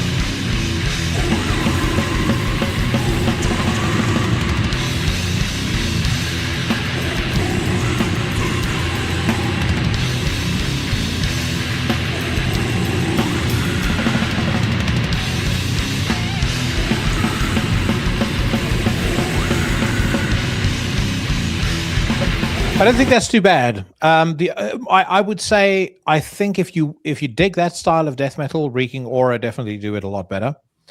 But I don't hate it. Yeah, I dig it. I think they definitely lived up to the title they were after. Like it started off kind of like that slow kind of assault, that death doomy kind of thing, and then it kind of kicks up a little bit. Yeah, I think it's got some legs. I've definitely listened to the band before. It definitely sounds like they're on about the same trajectory as they have been. So definitely curious. It's like, not mind blowing per se, but it's also really well executed. I think it's well written. The new Reeking Aura, like you mentioned, was really excellent. Yeah, and I need to try and get those guys on the podcast at some point. I exchanged messages with Will Smith about getting them back on, so that will hopefully happen. I need to drop him a line, but yeah, the new Reeking Aura is sick. Normally on the news rant, or it's become increasingly popular for me to run down what I'm listening to at the moment. But question for you: what are you listening to at the moment? Oh boy, lots of stuff. Let's see. Oh boy, trying to think of all this. There was an EP that came out, I think, yesterday from an Italian black metal band called Kybalion. That was pretty solid. The new Dead Void was really good.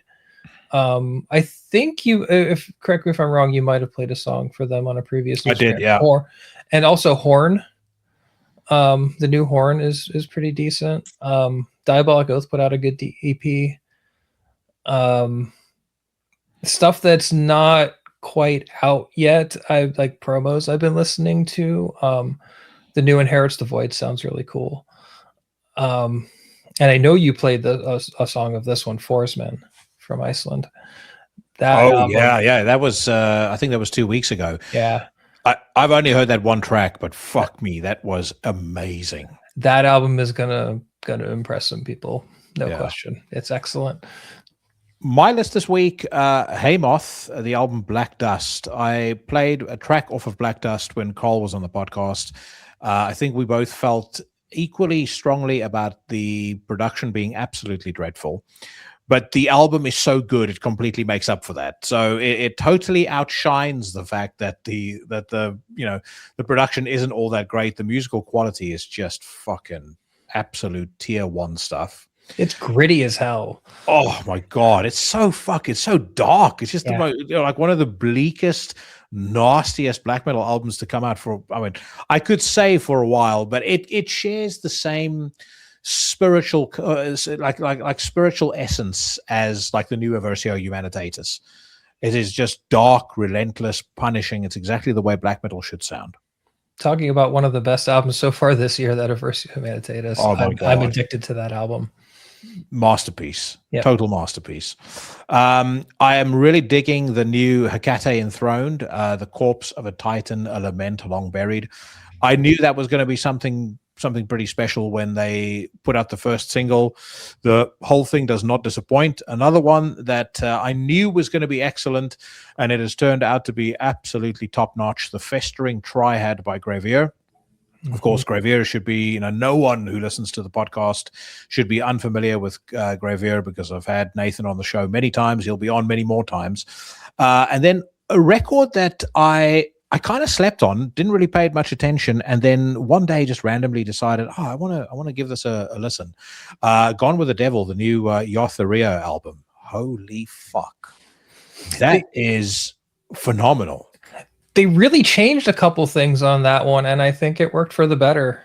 Yeah. I mean, it's very bombastic, and it is very, very Greek, but like in the best possible way. Like the old school heavy metal worship is very strong with the record, but there's like I don't know whether you felt the same way, but there's definitely an undercurrent of just straight nastiness to the record, and I think that helps, because it means that it never becomes like, I think unfortunately more recent Rotting Christ albums have gone, which is the guts of it, the edginess kind of gets taken away, and all you're left with is the quote unquote epic elements. And epic is fine, but epic needs to be a break in between the violence and the mayhem, as far as I'm concerned. You need that kick. You need that robustness to really leave an impression, at least for me.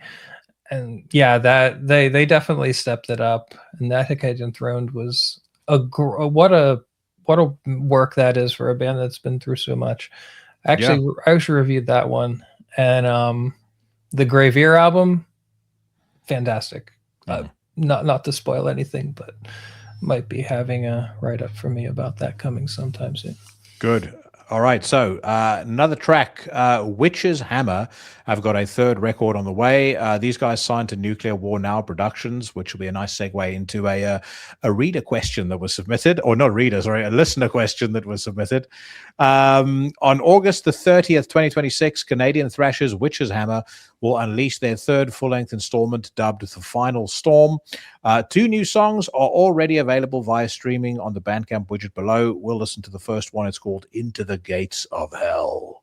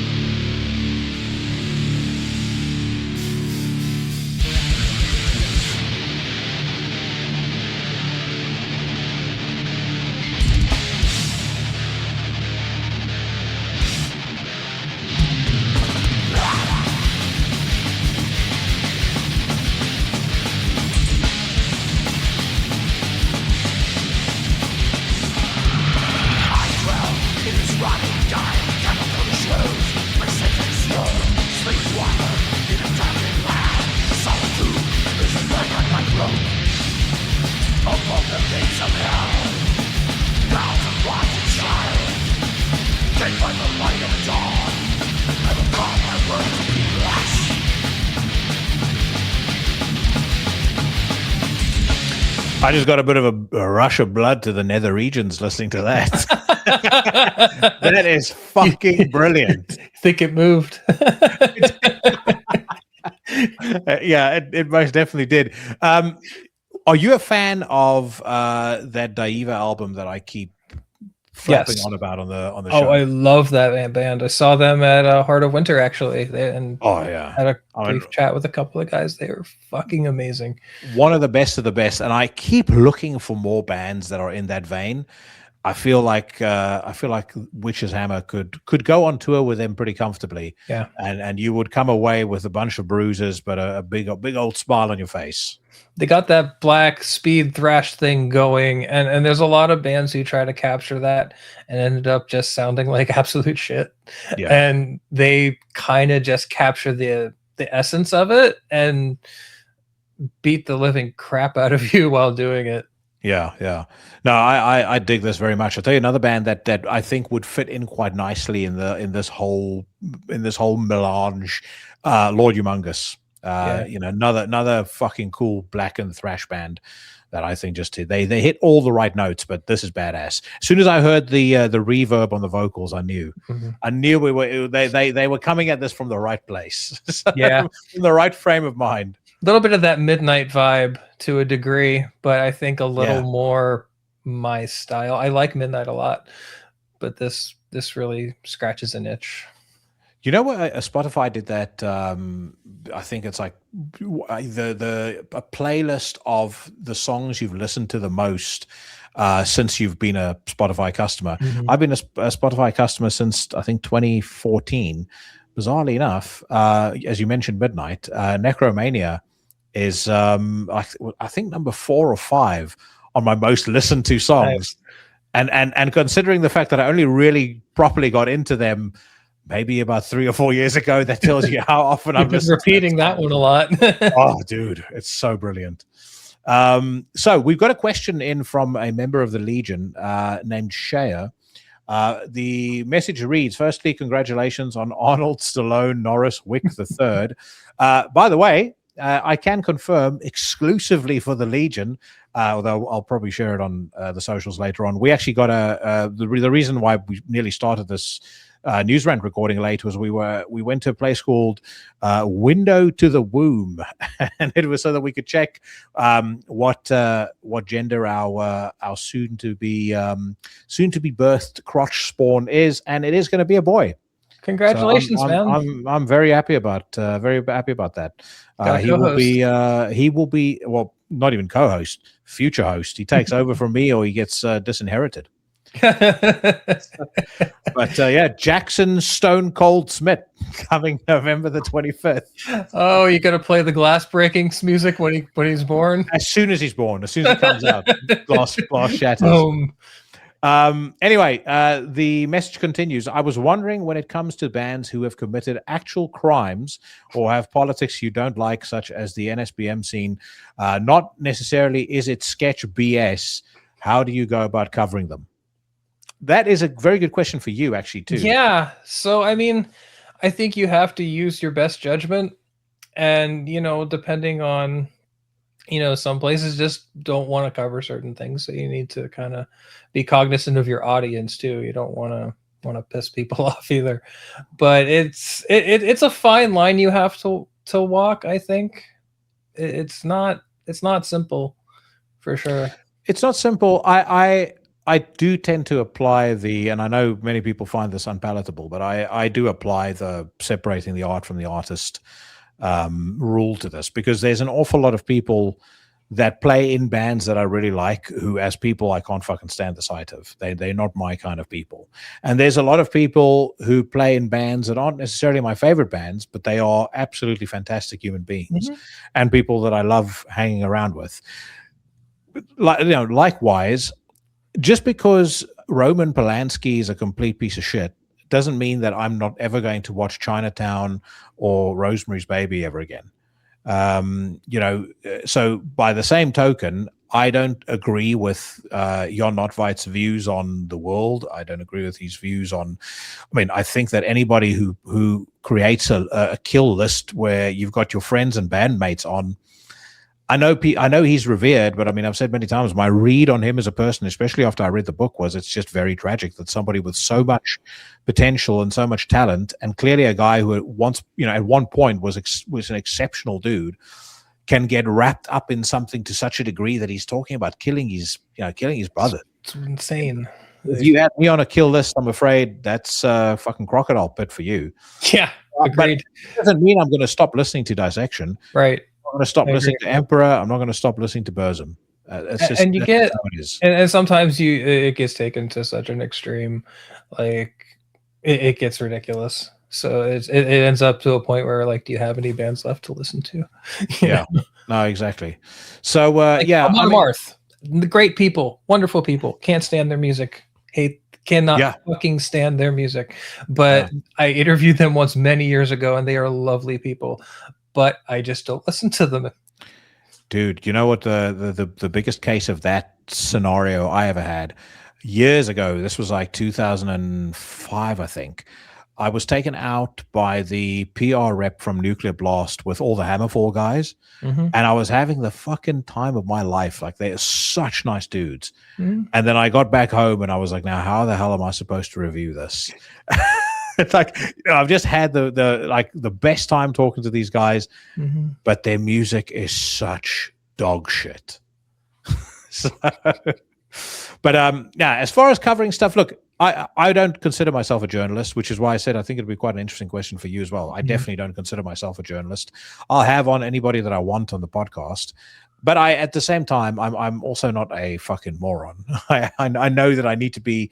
There is a line between getting somebody on who is I'm not going to ever get somebody on who's a fucking overt white supremacist Nazi, because what are we going to talk about? Yeah, nothing in common, really. Exactly. And for the same reason, by the way, I'm not going to get on somebody who's an overt communist. Exactly. I think communists, Nazis, fascists, they're all just turds, squeezed out of the same butthole. Yes. When you go so far to an extreme, you lose your fucking mind and you lose your perspective. Yeah. And it's like, whether you're an extremist on either side of the spectrum, there's not going to be a whole lot in common with me, that's for sure. No, and the thing is, it is low IQ thinking as well. It just is. It is stupid low IQ thinking. So I need to have something about the person that I can respect. Exactly. And when that's your approach to life, it's difficult for me to respect you as a human being. I'm sorry to say, I know that it sounds blunt, but that just is how it is. If you view life that way, I think you're fucking stupid. I agree. So it's just I can't gel with that. So it's kind of like someone who's like an extreme narcissist, not going to work for me. Someone who's like a complete nihilist, like, I don't understand that line of thinking, really. So we're probably not going to have a whole lot to talk about. No. Now, would I get not in the music scene, but would I get New Jack on the podcast if he was still alive? 100%. Let's talk about an entertaining interview, man. That guy would have been unbelievable. Did you ever see the interview that he did with DJ Vlad? I believe so. It's been a long time. It's brilliant. It is absolutely fucking brilliant. He is an incredibly intriguing human being. Yeah. But and that is conversely one of the things that I will say I think is slightly lost in the in the current culture. Is I had a real attraction to stuff like Louis Theroux's Weird Weekends. I love talking to and finding out about people and industries and subcultures and stuff that I would never personally participate in. Not because I'm interested in becoming a member, or I'm interested in becoming a professional wrestler, or I want to get into fucking swinging, or ordering a bride from Thailand. But it is fascinating to me to understand what got you to that point where you started thinking in a certain way, or you started, like what shaped your mind and your values and your principles enough to a point where you looked at something that these people are doing and you went, yeah, this makes perfect sense to me.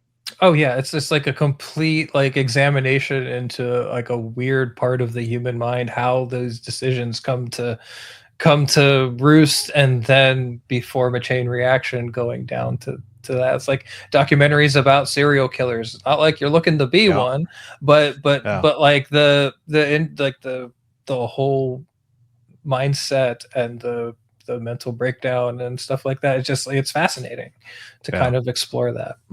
Well, that's an excellent analogy, because I've brought this up as well. I didn't watch the Night Stalker documentary on Netflix going, this guy seems pretty on the level. I like his ideas. I like the cut of his jib. Yeah, you don't watch something about Ted Bundy because you're infatuated with his charming personality. Exactly. By the way, I seem to have been wrong about Inferno. I think they just put out a teaser trailer for the next single, so I take that back. We won't be listening to any new Inferno. But we could potentially listen to let's see what we got. I know there's a new Mastodon single out, and I do want to hear that. I'm assuming you've already heard it. I have once, but it's kind of in passing. Well, there we go. Found the article that has it. I too am nervous. In my view, Mastodon without Brent is not Mastodon. But anyway, it says here they've delivered a new single to taste a first piece of their forthcoming 9th studio album. Mastodon have released a visualizer video for Your Ghost Again single.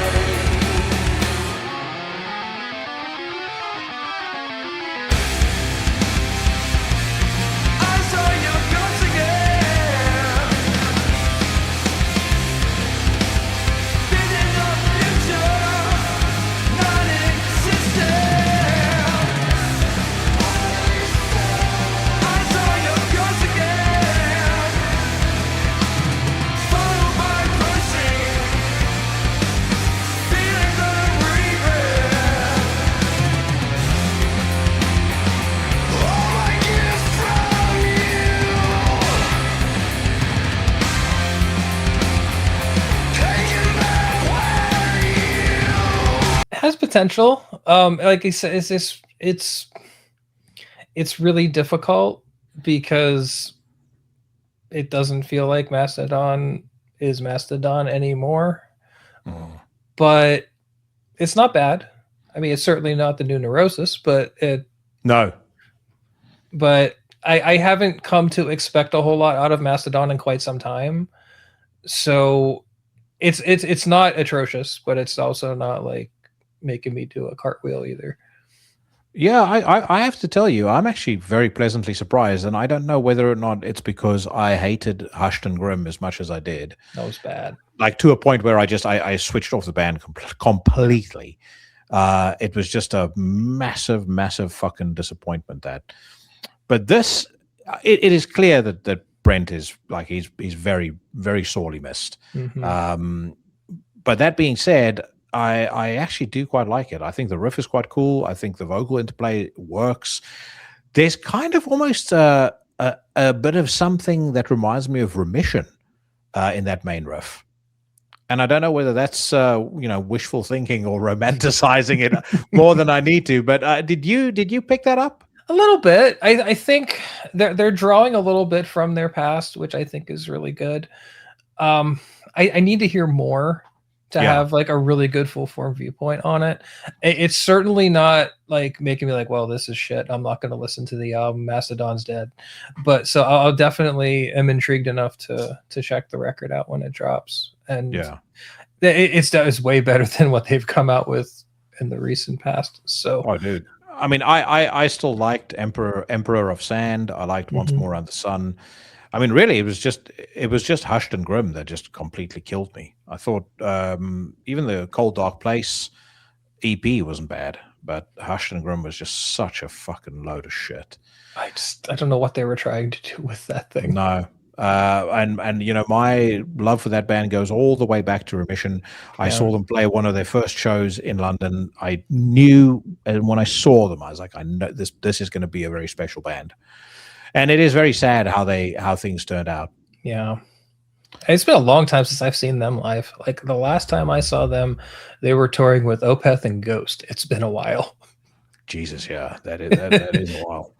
All right, we got another question from Obsidian Shrine. It says here, what are your thoughts and suggested remedies for the growing issue of woke bar venues and booking agents at these locations that are killing the underground scene in the name of social/political justice instead of just being an establishment that promotes entertainment?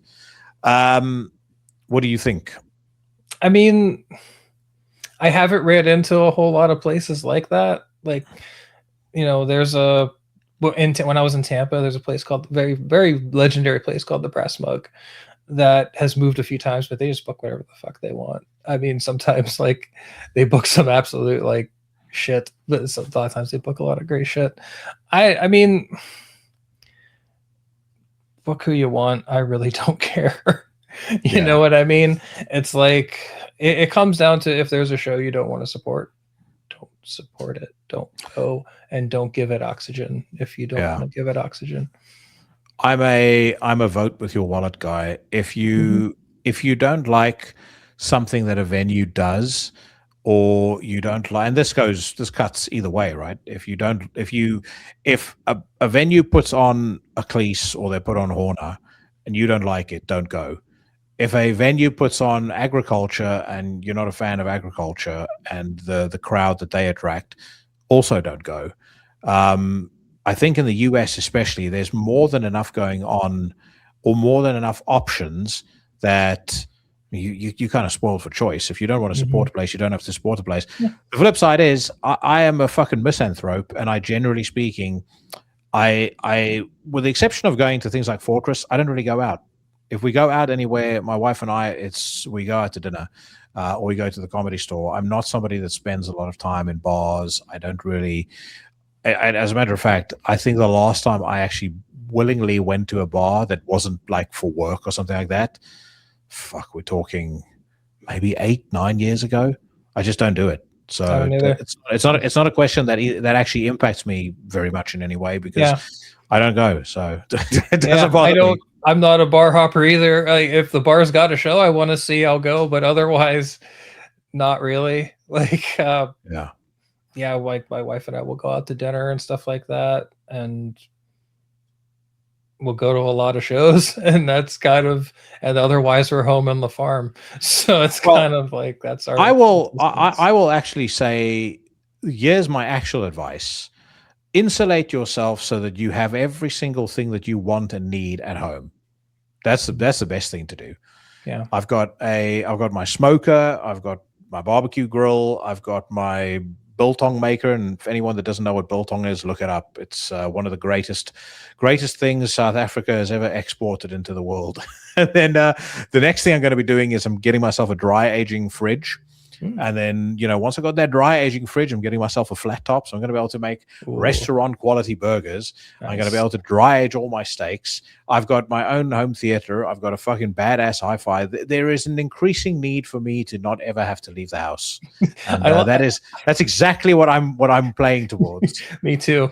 Like we have a smoker too. My wife's the smoker. She's the one who loves smoking stuff. So like, yeah, she just made some brisket not too long ago. That was awesome. Like, yeah, if I don't have to leave the house, it's a good day for me. Yeah. No, absolutely. And again, if you when you get to that point, then you don't need to worry anymore about stupid shit that goes on in bars because you're not. No, you're not. Yeah, you're not. You're not dependent on anything or anyone to have a good time. There was one last song I wanted to listen to before we wrap up, and it comes to us courtesy of the Australian legends Psycroptic. They have shared details of their upcoming full-length on July the 17th, 2026. Psycroptic released their 9th full-length offering entitled The Pulse of Annihilation. Alongside disclosed details, you can also give a listen to the newly streaming single, Gathering a Venomous Herd. I fucking love this band. I love how consistent they are, and I'm a big fan of basically every single person in the band as a human being too. So to me, this is, anytime they put out anything, I'm fucking super excited. Let's hear what Gathering a Venomous Herd sounds like.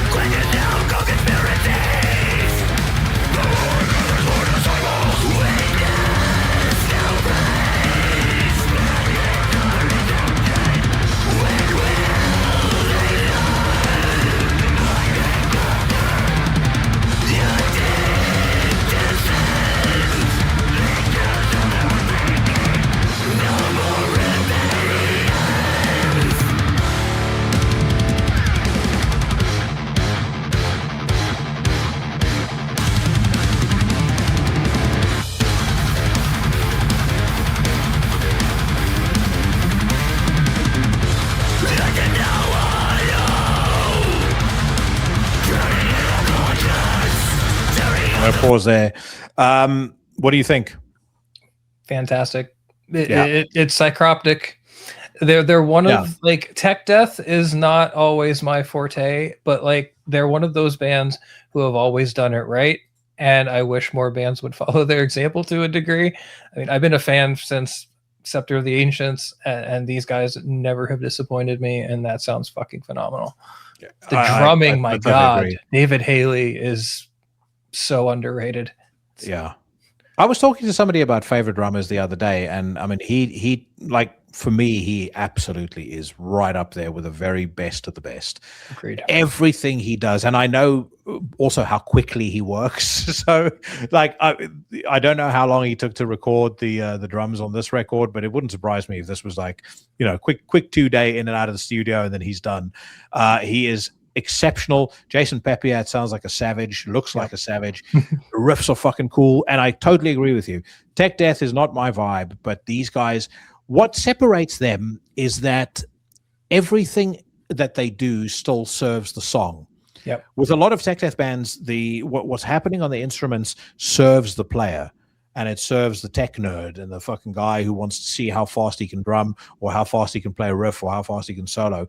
All of that's fine. It's not anything I'm interested in, but what separates Psycroptic, what separates the buyers from the triers and, the Psycroptics from the fucking arch-spires is that when Psycroptic write a song, they're still writing a song. Yep. The riffs, every single thing they do, everything is in service of the song itself. That's why it's great. That song is fucking badass, and I can't wait to hear the rest of the record. For sure. It's musical. Like I when I just hear nothing but a bunch of noodling, I'm out. Like bands like Psycroptic, bands like Hideous Divinity also nail it almost every time. When it comes to that, like they're technical, but they know how to write music and they know how to write a song. And if you can't write a song, then I'm probably not going to be very interested. Yeah.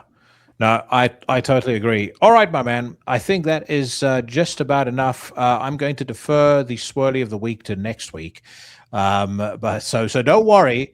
I'm not losing my edge now that I'm going to become a father for a second time. About to say we're not gonna drain Buckingham Fountain in Chicago this week. No, dude. There were a few people that deserved. There was one fucking idiot on YouTube. I can't even remember what the person's handle was, but this morning commented on an old Cryptopsy interview that I did, saying Cryptopsy are the biggest cunts in the whole history of metal. I was like, Jesus, those are some strong words. I know them, but what did they do to you? Yeah. Show me where the nasty Cryptopsy men hurt you. Exactly. Show me on this doll where the Cryptopsy man has violated your existence. But Dan, thank you so much for your time, man. An absolute blast catching up with you. Quick couple of plugs. Where can people find your work if they want to check you out? Yeah. First of all, thanks for having me. It's been a freaking blast. So No Clean Singing, I write a monthly column called Obscurities, usually covering a lot of things people in the Legion will probably enjoy. I also write reviews there too. I also write for a website called Dead Rhetoric. I do a lot of album reviews there too. So that's where you can find me at the moment. Awesome. All right, man. Well, you've got a standing invite anytime you want to come back. To the rest of you, thank you for checking out the podcast. Thank you to my guests this week. And I will see you bad motherfuckers again next week.